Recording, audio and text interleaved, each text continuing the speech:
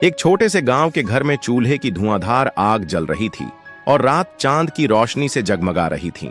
उसी गांव में एक बच्चा रहता था जिसका नाम था श्याम। श्याम बहुत ही शरारती और जिज्ञासु बच्चा था। एक दिन वह अपने घर के पीछे के जंगल में खेलते हुए एक पुरानी खंडहर सी झोपड़ी में पहुंच गया। झोपड़ी के दरवाजे पर एक डरावनी सी आकृति बनी हुई थी जिससे वह डर गया, लेकिन उसकी जिज्ञासा उसे अंदर जाने से रोक नहीं पाई। झोपड़ी के अंदर अंधेरा छाया हुआ था। श्याम ने अपने हाथ में एक टॉर्च जला ली और धीरे धीरे अंदर बढ़ने लगा। चारों तरफ पुरानी टूटी फूटी चीजें बिखरी पड़ी थीं। अचानक उसे एक आवाज सुनाई दी, एक फुसफुसाती सी आवाज जो बहुत ही डरावनी थी। श्याम डर के मारे कांपने लगा, लेकिन उसने हिम्मत करके आगे बढ़ना जारी रखा।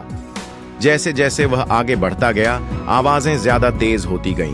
उसे ऐसा लगा जैसे कोई उसका पीछा कर रहा है। उसने पीछे मुड़कर देखा, लेकिन कुछ नहीं दिखा।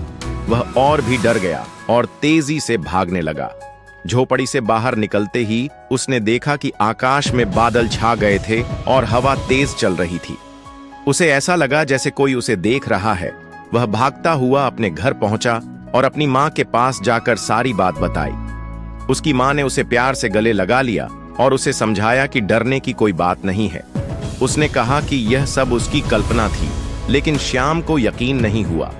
उसे लगता था कि उस झोपड़ी में कुछ तो था, कुछ ऐसा जो उसे डरा रहा था। अगले दिन श्याम ने अपने दोस्तों को लेकर उस झोपड़ी में जाने का फैसला किया। वे सब मिलकर की तलाशी ली, लेकिन उन्हें कुछ भी नहीं मिला। श्याम को अब भी लगता था कि कुछ तो था, लेकिन अब वह इतना डरा हुआ नहीं था। उसने समझ लिया था कि कभी कभी डर हमारी कल्पना का ही परिणाम होता है, लेकिन फिर भी सावधानी बरतना जरूरी है। उस दिन के बाद श्याम ने कभी भी उस झोपड़ी के पास जाने की हिम्मत नहीं की, लेकिन उस डरावनी रात की याद उसे हमेशा याद रहेगी।